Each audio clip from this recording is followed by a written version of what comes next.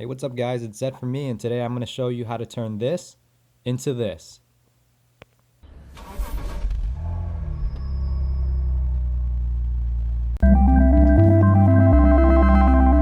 You might have noticed that my fog lights have serious rock chipping, so the first thing to do is sand down the fog lights a bit and give them a good polish.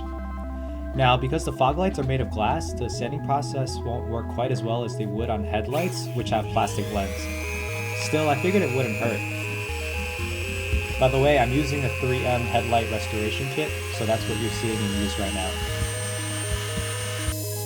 It's good to know that this mod is purely cosmetic other than protecting the lens, as there is no real evidence that yellow fog lights penetrate fog better than white ones. It's the polishing step that will show significant improvements, and while the final product isn't a perfectly clear lens, the addition of the tint will aid in preventing future rock chips. Pro tip, you're going to want to apply a couple dabs of polish onto the applicator pad and then spread this thoroughly throughout the lens so that the polish doesn't fly everywhere when you spin up the drill.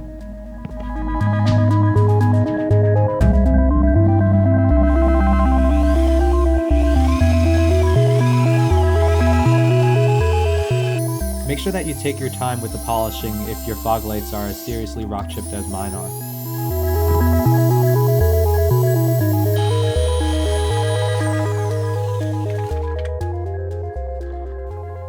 You can see that the fog lights are clearer now, so we're going to move on to applying the tint. Applying the tint is rather simple if you follow a couple of key tips. First, make sure that you apply tint at room temperature. If it's cold out, applying tint can be a nightmare and can lead to premature bubbling of the tint.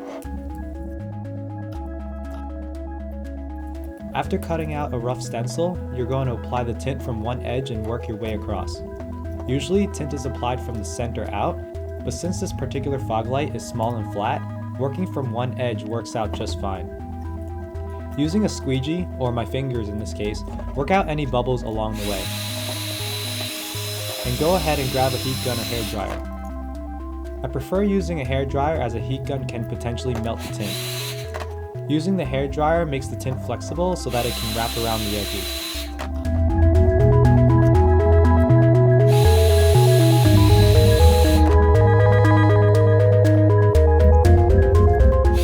For larger tint applications, lubrication with a little bit of soap and water will allow for more maneuverability of the tint. After the tint is applied to the face of the fog lights, you're going to want to use razor blades or a pair of scissors to trim the excess. It's always good to give the entire lens a quick blow of hot air to better activate the adhesive. And there you have it, your fog lights are tinted. Now you got that JDM look.